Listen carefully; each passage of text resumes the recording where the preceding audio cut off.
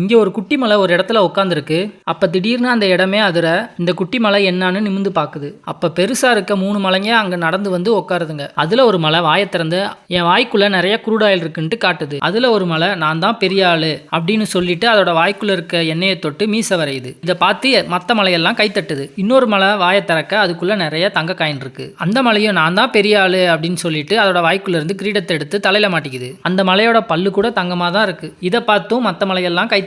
மூணாவதா இருக்க மலை வாயை திறக்க அது வாய்க்குள்ள இருந்து நெருப்பா வருது. இதை பார்த்து குட்டியா இருக்க மலை கிளாப் பண்ணுது. 3 மலையும் சேர்ந்து குட்டி மலையை பார்த்துட்டு உன்கிட்ட என்ன திறமை இருக்குன்னு கேக்குது. இந்த குட்டி மலை அதோட வாயை திறந்து அதுக்குள்ள இருந்து ஒரு விதையை எடுத்து தருது. அந்த விதையை வாங்கி பார்த்துட்டு 3 மலைகளும் கிண்டல் பண்ணி சிரிக்குதுங்க. அந்த 3 மலையும் விதையை இந்த நீயே வச்சுக்கன்னு சொல்லி குட்டி மலையிட்ட கொடுத்துருது.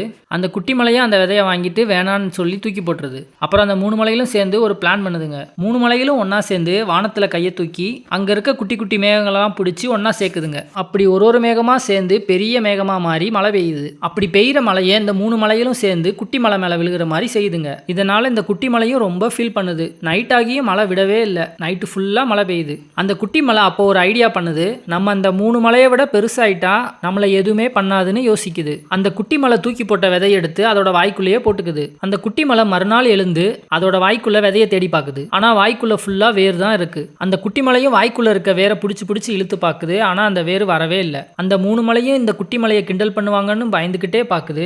அந்த மலை மேல ஒரு விதை விழுந்ததும் அந்த மலைகளும் எந்திரிச்சு பார்க்குது. அந்த மலைங்க மேல சடசடன்னு விதையா விழுகுது. அந்த விதைகள் எல்லாம் பெரிய மலைகளை மூடுற அளவுக்கு மறைச்சிருது. அந்த 3 மலையும் என்னதான் நடக்குதுன்னு ஒன்றும் புரியாம பார்க்குதுங்க. அந்த குட்டி மலையும் அண்ணாந்து மேலே பார்க்குது. அதுக்கு மேலதான் பெரிய மரமே வளர்ந்துருக்கு. அந்த மரம் தான் மலைகளை விட பெருசா இருக்கு.